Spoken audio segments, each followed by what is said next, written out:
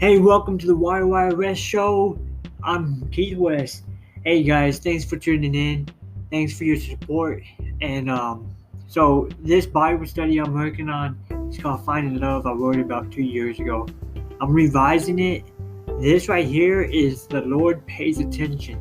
It's based on the verse in Ruth 1:6. So I hope that you enjoy it. And yeah, this is going to be one of those computer audio recordings because um, I just find it more useful to have the recordings right there as I revise and edit a few of my pieces of writing. It just kind of saves me time. I hope it blesses you, and I hope that you will stay and continue to listen to the messages that I bring out. God bless you. Have a great day. The Lord pays attention. She and her daughters-in-law prepared to leave the land of Moab, because she had heard in Moab that the Lord had paid attention to his people's need by providing them food. Ruth 1:6. We saw that this time period was a time of oppression and famine. Can we really blame Naomi for looking around and seeing her troubles in life? Her husband and both her sons have died, and at the worst time possible, during a time when having men were needed in the household. In those days men were the breadwinners. Men took care of the woman. It's easy to read history like the book of Ruth and assume that it is just like the 21st century, a woman can earn just as much as a man, but it wasn't like that. The way that society operated in old history was very much different than modern history. It really wasn't until the 1940s through 1950s, while World War I and World War II were happening, that women started working male-type jobs. Because of the war, women were forced to learn and take male-type jobs to keep the society and economy running. Now we find ourselves in a world that women don't care about marriage and the divorce rate is high. Women now understand, or at least have this train of thought, that they don't need men anymore. This leads to sex outside of marriage because they know guys want sex and women can trade marriage with the pig for a little hot dog. It's the sad untold truth. The support a man once offered is no longer there. Men must now offer a different type of support, and I believe that in the 21st century the best support we men can offer women is not money, but emotional support. Men must learn to use their emotions to get to the heart of the woman they want, because sexual and financial support is no longer support. But if men learn to use their hearts and be authentic with their wives or girlfriends, we could see a major flip in the divorce rates and decrease in the number of singles worldwide.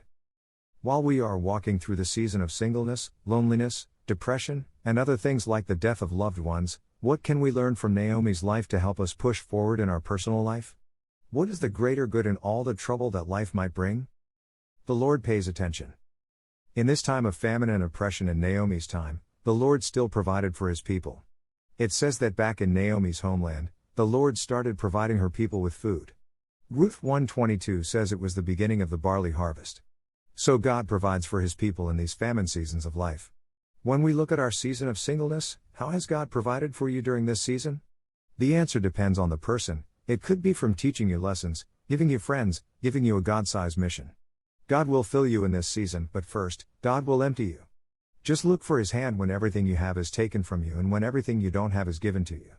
There was a guy named Job that went through a painful season of his life where everything was taken from him, except a nagging wife. His response to God and everyone around him was, Job 1:20-22. Then Job arose and tore his robe and shaved his head and fell on the ground and worshipped. And he said, Naked I came from my mother's womb, and naked shall I return. The Lord gave, and the Lord has taken away. Blessed be the name of the Lord. In all this, Job did not sin or charge God with wrong. We should have this same response Job had towards the painful season that this broken world brought on his life. When I was 20 years old, I went through a breakup from a 4-year-old relationship. God provided, by giving me a manager job, which did take my mind off the breakup and put my mind on all the stress a management position brings. He also brought a lot of financial pain, not blessing, in my life, really took my mind off the breakup and put it on money and trying to become financially free. Both these things pushed me to join the U.S. Marines, and it all made me into a better person, and I think I'm more of a God-fearing man today than I was when I was 20, because of the manager job, money, skills, and becoming a Marine. Those things would have never happened if the pain never entered my life. So in these times of famine, look around, how has God provided? I find that more often than not, God seems to bring painful events into our lives to move us forward in life and draw us closer to Him. A few months ago I watched my cousin get buried.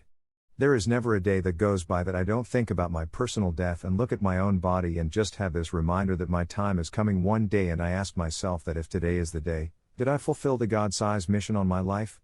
This one question keeps me up at night. It keeps me going and writing faith-based books and pursuing ministry efforts that will last even after my death, until the second coming of Jesus. Do you think that God is paying attention to you today? While we are searching for love and trying to make sense of our singleness, how about we start to look around at all the ways God has provided for us during our singleness? How about we also remember how much love God has for us while we are in this season of doubt? God has not forgotten about you. He will remember you at the right time. God is never late. God is never early either, but He is right on time.